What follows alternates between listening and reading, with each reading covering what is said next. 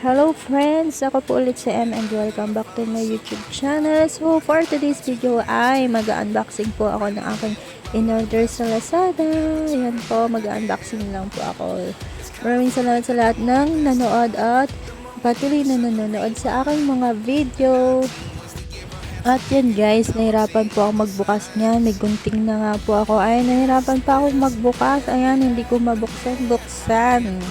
At shout out sa ninang ko, Miss Gen in US Vlogs. Maraming salamat sa blessing na binigay mo dahil isa ito sa katas ng last chatter ko sa mga binigay mong blessing sa amin. Maraming salamat. At kung hindi pa po kayo nakasubscribe sa kanyang YouTube channel, please subscribe and support natin po sa kanyang YouTube channel. Maraming salamat. At para saan ba yung 100 pesos na hawak-hawak ko? Yun po ay dahil nag-unboxing po ako habang nagtitinda dito sa tindahan at hindi ko na nabitawan yung 100 dahil gusto ko nang mabuksan itong ina-unboxing ko. Matagal-tagal din bago ako nakabili nitong lagayan ng pera na to. Ito yung gusto ko dahil ganito yung ginagamit ko nung tindera pa ako sa pinsan ko, sa ninang ko. Ayan, nagtindera ako sa ninang ko at ganito yung ginagamit ko.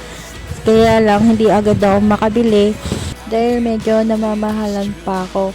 Ang bili ko dito is almost 500. Sa 500 pesos may sukli akong 10 pesos sa Lazada. Kasama na po yung shipping fee ko nun.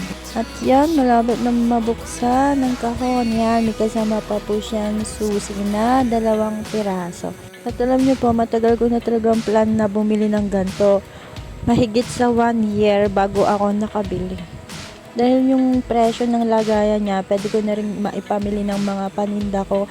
Kaya lang, kailangan ko na talaga siya at gusto ko talaga yung ganito. Mas okay yung lagayan. Kaya, nakabili na rin ako at salamat talaga kay Ninang Miss Gen in US Vlog. At yan, nahirapan din akong tanggalin yung susi. Hindi ko agad matanggal-tanggal. Hindi ko sila mapaghiwalay. Ayaw nilang maghiwalay.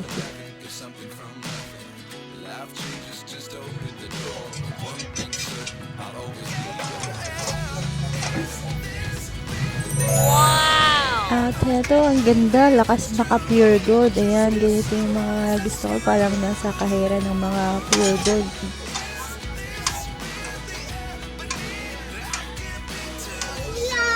At yan, may bumibili habang ako ay unboxing.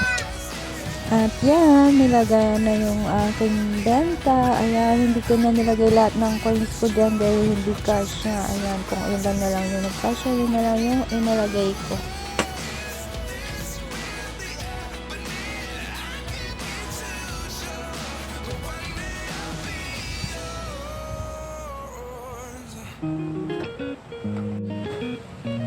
At yan, ipakita ko na rin ang aking bagong lagayan ng paninda. Ayan, hindi ko pa naaayos ang gulo-gulo pa dahil kakabigay pa lang nito ng kapatid ko. Ayan, hindi na niya ginagamit sa school. Ayan, binigay na niya sa amin.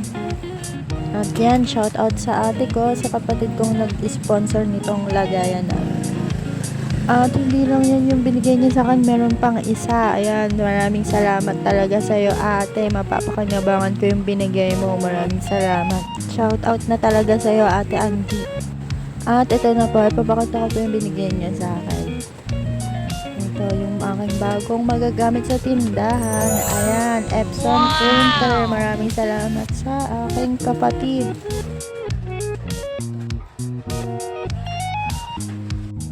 Yan po, Epson printer. Hindi po siya bago. Bali, yan po yung ginagamit ni ate. Pero, binigay na niya sa akin dahil meron namang binigay sa kanila yung DepEd na printer. So, itong binili niya, binigay na lang niya sa akin. Yan. Maayos pa naman siya at mahal din naman talaga yung ganito at hindi ko rin naman siya afford mabili agad. So, matagal ko rin siyang pag-iipunan kung bibili pa ako ng ganito. Kaya, maraming salamat talaga sa ate ko na nag-sponsor nitong bagong printer. So, makakapag-print and Xerox na din ako dito sa tindahan. Ay, sorry, hindi nga pala siya bago. Bagong lagay dito sa tindahan. I mean, yan po. Maraming salamat. At yan, nilinisan ko na lang siya. Pupunasan para mas maganda po siyang tingnan. At yan, na-try ko na din naman siya dahil nung dinala to ni ate, may mga nagtanong na rin kung nagpapa-Xerox na daw ba ako. At yun nga, nagpa-Xerox sila at ang singil ko po sa Xerox ay 3 pesos. Yan, Xerox lang po yung 3 pesos. Pero kung colored po ay 5 to 10 pesos. Depende po sa laki ng picture or sa color or size ng picture. At nakapag-print na rin ako dito ng aking all-day display. Ayan, Xerox and print available here. Ayan, try ko pa lang po. Ayan, yan pa lang muna yung ilalagay ko dito sa tindahan para malaman nila na meron na rin akong Xerox and print na business.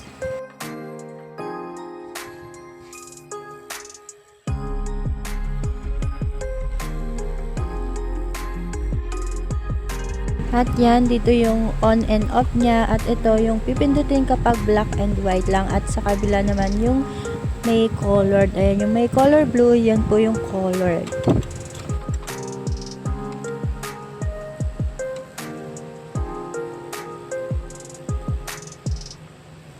At yan, may kasama pa pong typewriting na binigay si ate kasama ng printer. Ayan, mahal po.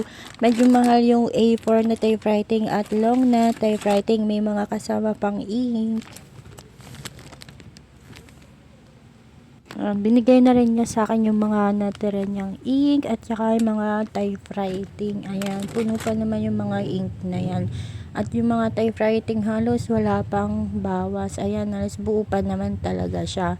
At yung ballpen na yan, yan yung ballpen ko ginagamit ko pang sulat sa mga last chatter na nananalo kay Ninang Miss Jen. At pati yung lalagyan na blue na yan, na pinaglagyan ng typewriting, tinasama na rin ni ate para milagayan din ako ng typewriting. And that's all for today. Maraming salamat po sa lahat ng nanood at tumapos ng aking video. Maraming salamat. At kung di pa po kayo nakasubscribe sa aking YouTube channel, please don't forget to like and subscribe na po sa aking YouTube channel. At huwag niyo pong kalimutan si Ninang Miss Jen na pakisubscribe. Maraming salamat.